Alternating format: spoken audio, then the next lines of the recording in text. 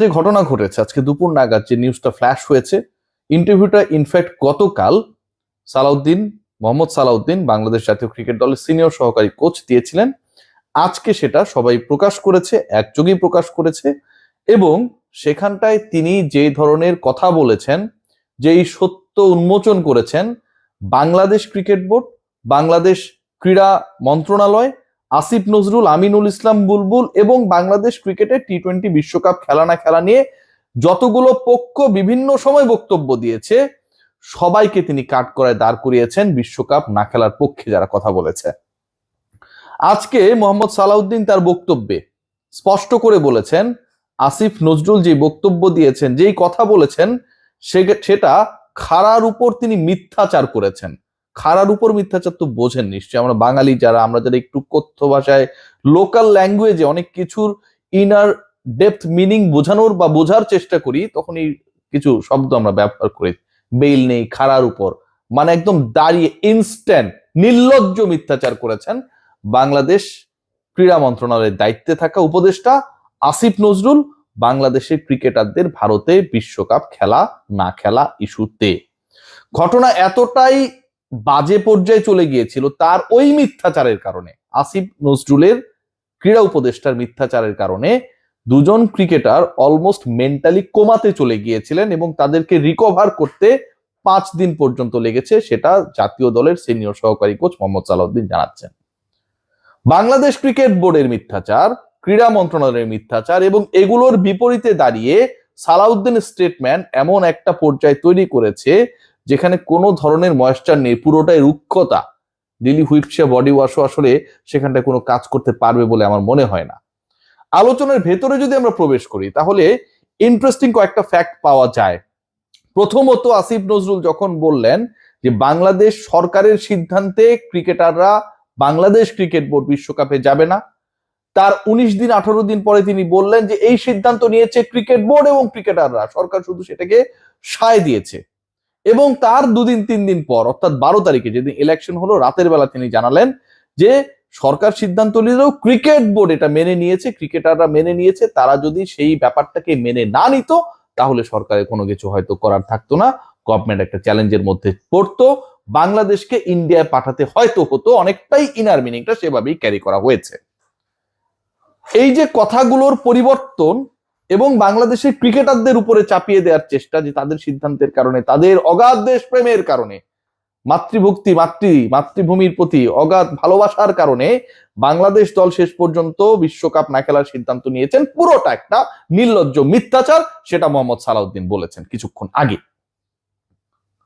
মোহাম্মদ সালাউদ্দিন যখন এই কথা বলেছেন এবং এই কথা যখন বাংলাদেশ ক্রিকেট দলের সাথে, অনেকেই বলছেন যে মোহাম্মদ সালাউদ্দিন আগে কেন বলেননি, ভাই আপনি হইলেও আগে বলতেন না।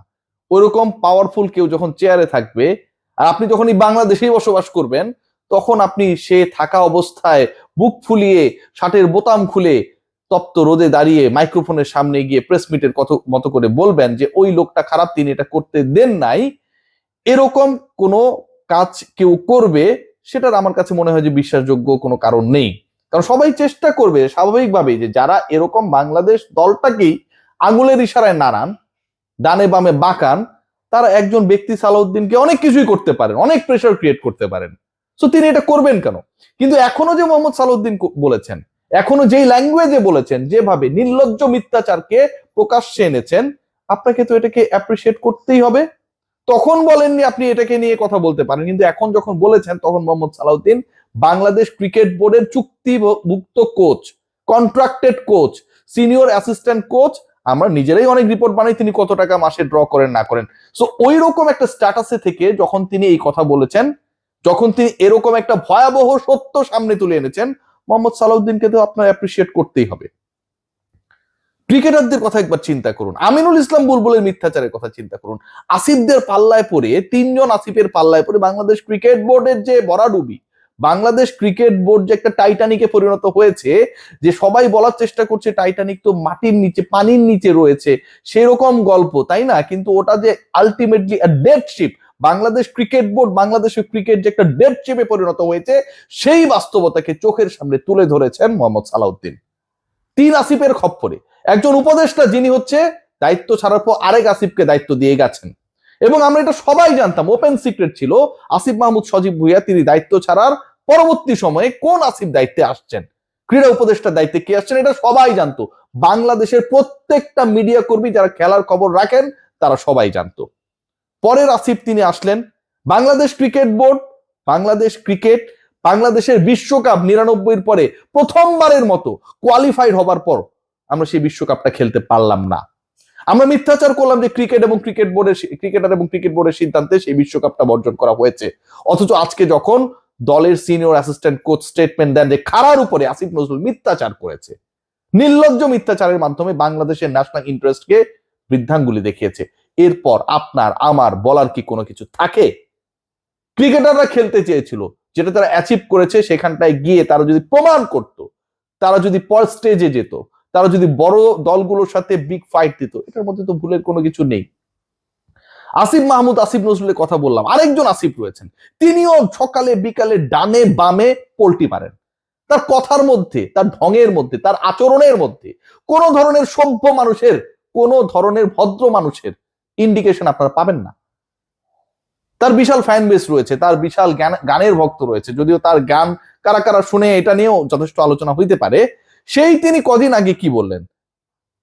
তিনি কদিন আগে মাশরাফিকে নিয়ে কথা বললেন, তিনি থাকতে পারলে তামিম ইকবাল বাংলাদেশে যদি থাকতে পারে, সাকিব কেন থাকবে না? তার মানে সাকিব এবং মাশরাফি এই দুজনকে নিয়ে আলোচনা এনে তামিম ইকবাল একই কাতারের কোন একটা দলের সমর্থক বোঝানোর চেষ্টা করলেন। 5 তারিখের আগে 3 তারিখে কোনো একটা বিশেষ জায়গায় যাওয়ার কারণে তার বিচারের সম্মুখীন হওয়া উচিত, এই টাইপের কথাবার্তা বললেন। যখন ক্রিকেট বোর্ড বদলে গেল, যখন তার ওই উপরের মনিব বদলে গেল, মন্ত্রণালয়ের দায়িত্বে যিনি ছিলেন তিনি বদলে গেলেন, যিনি নির্লজ্জ মিথ্যাচার করেছেন বলে জাতীয় দলের senior assistant coach, contracted coach Mohammad Salauddin আজকে বোমা মেরে সব পুড়িয়ে দিয়েছেন, সকল সত্য সামনে এনেছেন। যে ব্যাপারটা নিয়ে পারসেপশন কাজ করছিল, সেই প্রত্যেকটা পারসেপশনকে রিয়েলিটির দায়িত্বে নিয়ে গেছেন। সেই মোহাম্মদ সালাউদ্দিনের বক্তব্য আসার আগ মুহূর্তে ক্রীড়া প্রতিমন্ত্রীর দায়িত্বে আমিনুল হক চলে যান, আসিফ নজরুল সরে আসেন, তাকে ওই জায়গা থেকে আলটিমেটলি সরে আসতেই হতো সাংবিধানিক বাধ্যবাধকতার কারণে। এবং এই প্রেক্ষাপটে আসিফ নজরুলের প্রস্থান, আমিনুল হকের আগমনের প্রেক্ষাপটে আসিফ আকবর বাংলাদেশ ক্রিকেট বোর্ডের বিশাল ডাইরেক্টর, যিনি কল্পনাও নিজে কখনো করতে পারেননি যে তিনি বাংলাদেশ ক্রিকেট বোর্ডের ডাইরেক্টর হবেন, ক্রিকেটে অবদান রেখেছেন, অমুক ক্লাব আছে। ভাই, আপনার মতো এরকম অসংখ্য সংগঠক, আপনার উপরে অসংখ্য সংগঠক, আপনার থেকে বেশি কন্ট্রিবিউট করা অসংখ্য সংগঠক বাংলাদেশের ক্রিকেট বোর্ডের আশপাশে ঘুরে, আপনার মতো। সেই আসিফ আকবর এখন বলছেন যে ক্রিকেটের সাথে তামিম মাশরাফিদেরকে কাজে লাগাতে হবে। কি পোল্টি রে ভাই! একজন খাড়ার উপর আসিফ নজরুল খাড়ার উপর মিথ্যাচার করছেন বলে আমরা জানতে পারছি, এবং এই স্টেটমেন্টটা পাচ্ছি জাতীয় দলের সিনিয়র অ্যাসিস্ট্যান্ট কোচের মাধ্যমে, যে খাড়ার উপর আসিফ নজরুল বিশ্বকাপ নিয়ে মিথ্যাচার করেছে।